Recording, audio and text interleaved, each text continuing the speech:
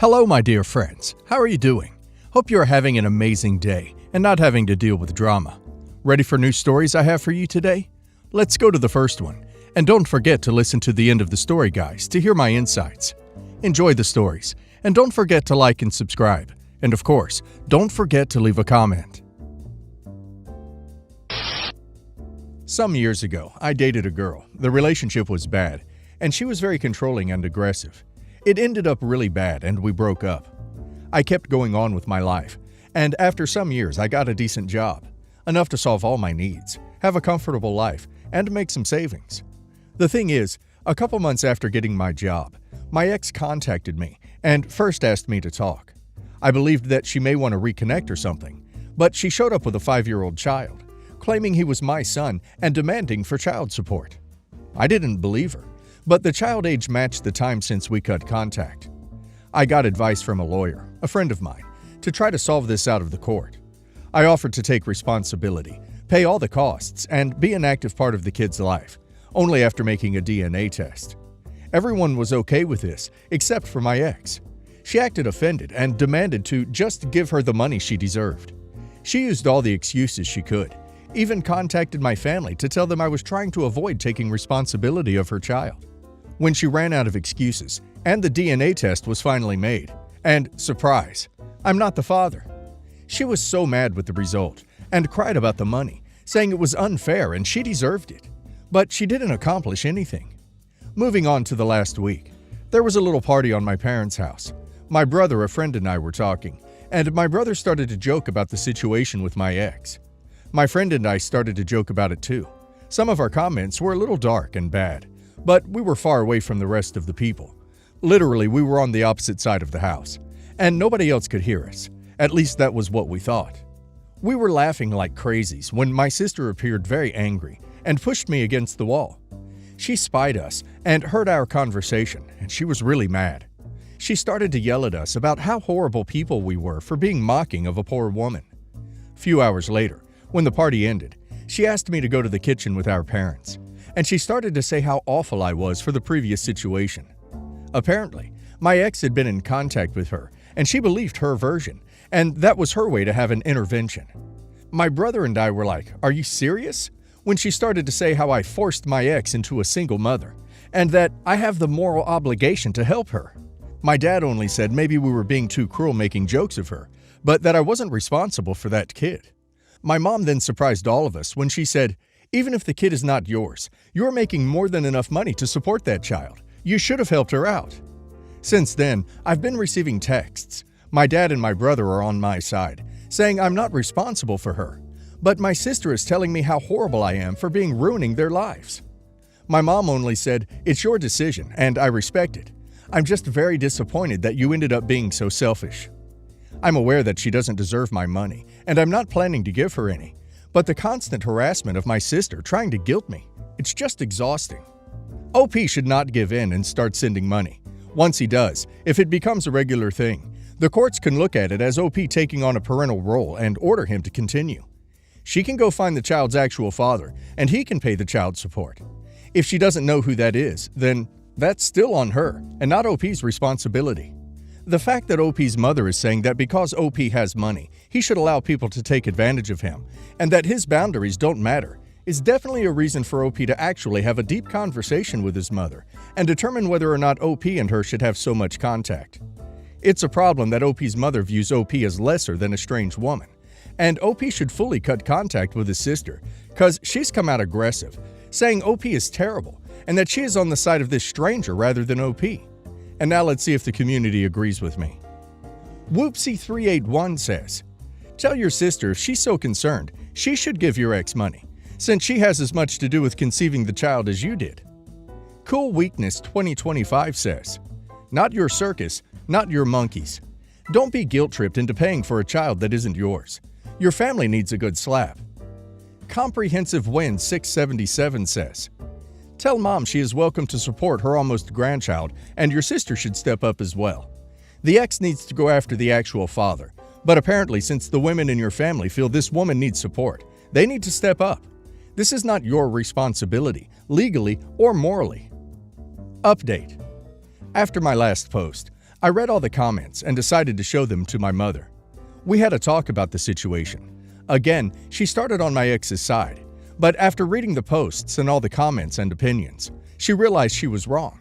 I think the thing that hurt her most was all the doubts about if she cheated on my dad and I wasn't his son, and that was the reason she was on her side. We had a very long conversation. She told me that she believed my ex because she was always so nice and kind with her, that she decided to not believe me when I told her all the things she did to me during the relationship, because a good girl like her would never do something like that. So I must be lying. After that, she apologized to me. We're good now. On the other side, my sister. At first, she decided that she wouldn't talk to me until I take responsibility. But after some days, I talked with her. She's totally on her side, even after showing her everything. She said that none of that mattered, because a woman's word goes first, and that's all the proof anyone could need. Also, she said that even if you're not the biological father, you have an effective responsibility with her, so you must be man enough to take charge of them and start acting like a real man.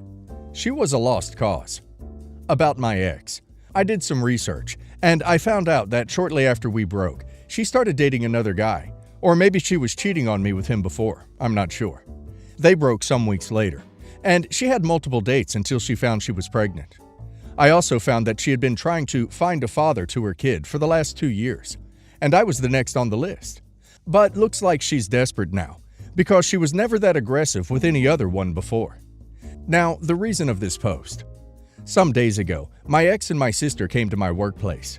They made a big sign with my face that says he abandoned his child and irresponsible father, and started a drama, saying all their BS. Their intention was to shame me and use the social pressure to force me to take charge of them. They literally said it. To not make the story too long, they were taken out of the place. I got problems for that scandal, even after showing all the proofs and legal documents that showed they were lying. I was told that this better never happen again, or I'll be fired. After that, I contacted my friend, the lawyer, and we are now redacting a very long and detailed paper against them. My ex and my sister, too. They went too far. Now I'm going against them with everything. Maybe that scared them enough to leave me alone. Update 2. First of all, I'm not allowed to talk a lot about the lawsuit. The most I can share to you is that my ex was extremely freaked out when she knew about it. She is now begging to drop it. She offered to take back everything she said, to never bother or even contact me again. She even tried to guilt me by saying that I would be ruining her and her son's life. But honestly, I don't care. I got tired of being the good guy a long time ago. She messed with me, now I'm fighting back. And for my sister, the lawsuit at first only made her worse, as her attempt to shame me in my job didn't work as good as she wanted. She moved it to social media, spreading her BS about me abandoning my child or not taking responsibility, and exposing my legal actions like acts of censorship and misogyny. But at the end, that will be worse for her, not only because I can dismiss her defamation easily, but also it's more evidence to our favor. Anyways, this is going to be a long road, and we're just beginning. Recently, we had a posada on my parents' home. Every year we use this excuse to make a big family party before Christmas. I had my doubts, because I didn't want to be near my sister. But after some relatives assured me that she wouldn't be there, I decided to go. Big mistake. She was there. Mom decided that, despite everything that happened, I was taking all this too far. So she wanted us all to meet to solve this problem as a family.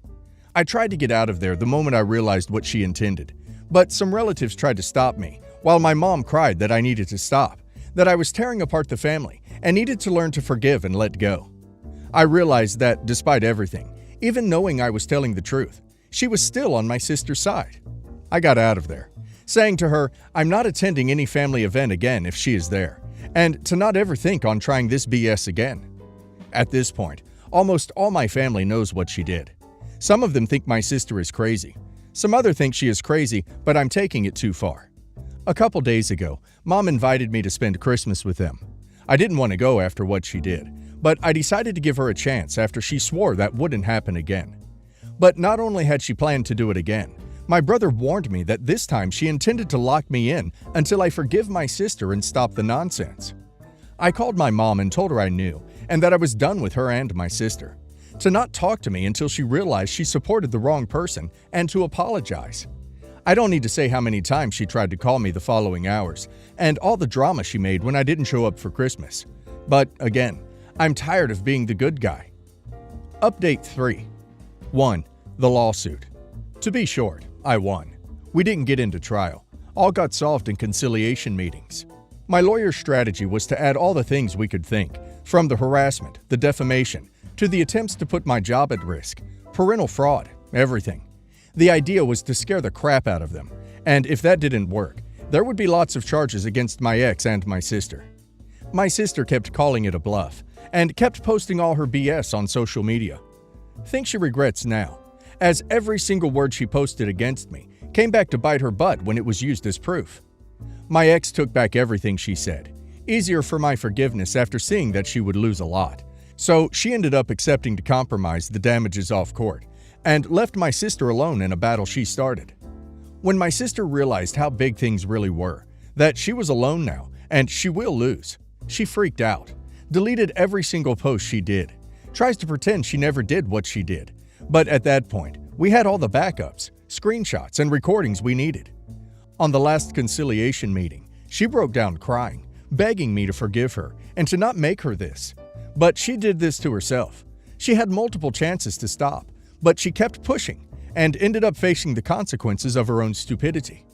She had to pay me a good amount, plus all the legal costs. My mother helped her pay, but now she has a considerable debt, as my dad demanded her to pay them back over the time. For a few months, she resented me for what I did, but we ended up talking and getting back on good terms. Our relationship is damaged, but healing. She confessed to me that she, at the beginning, felt she was fighting for a good reason, for a cause she believed, to defend a poor woman in need, and believed she was doing the right thing. So she was sure she had to win at the end. Those ideas were supported by her friends. As she said, those girls were encouraging her to fight, to face me and make me fulfill my obligations. That she was fighting in the name of other women, and those ideas kept on her mind until things got too real. When she saw there was no way she would win, then all those girls disappeared. My ex left her alone.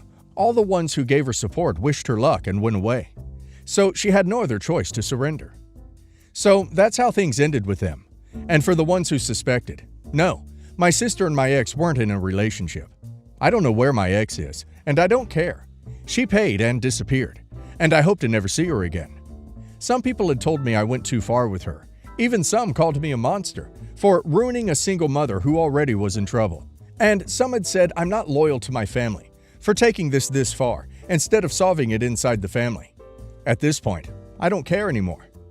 2. My mother. For the months the conciliation lasted, my mom went on my sister's side.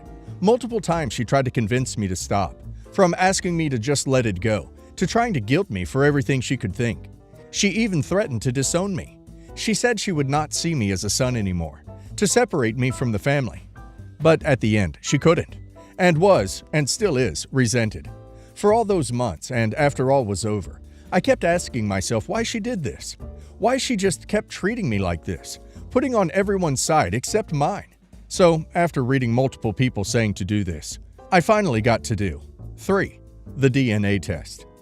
After talking about it with my brother and dad, all agreed it was too rare my mom acted like this, and because of everything my mom said and implied, my dad had more and more doubts, to the point he was sure she did something.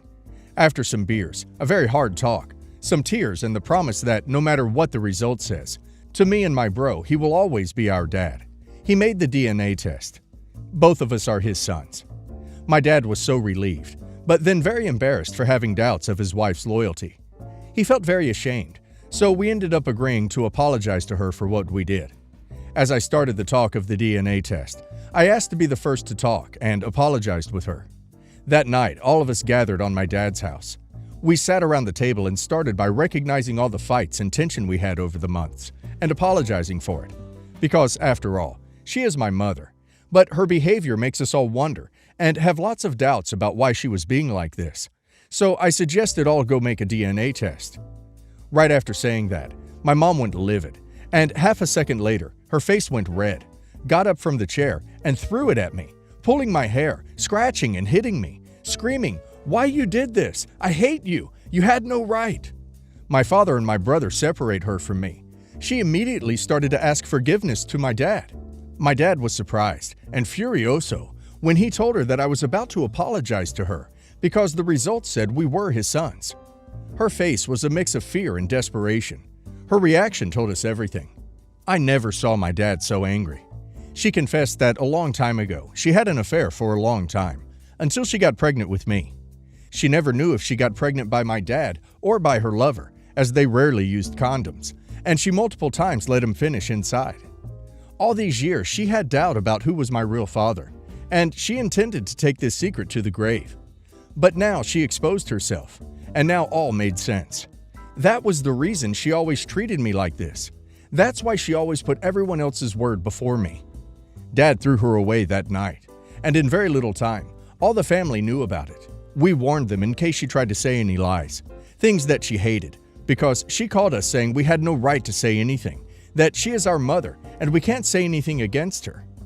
4. The aftermath. So, to conclude this craziness, I won a good amount of money. My brother's still my best friend. My relationship with my sister is damaged, but healing, and she separated from her toxic and misandric friends. My ex is gone. I hope forever this time. Dad is hurt. Mom revealed to be a cheater, but they're not divorcing. She is back at my dad's home, but he hasn't forgiven her, and for what he said, he never will. But he doesn't want to go through a divorce and give her anything he had worked for. In his words, they're married, but they're not a couple, and she now is trying to earn my dad's forgiveness. And of course, my mom now openly hates me, because to her, I'm the cause of all her problems. In her words, if you had done what I said and took charge of that kid, none of this would have happened. I hope you're happy now.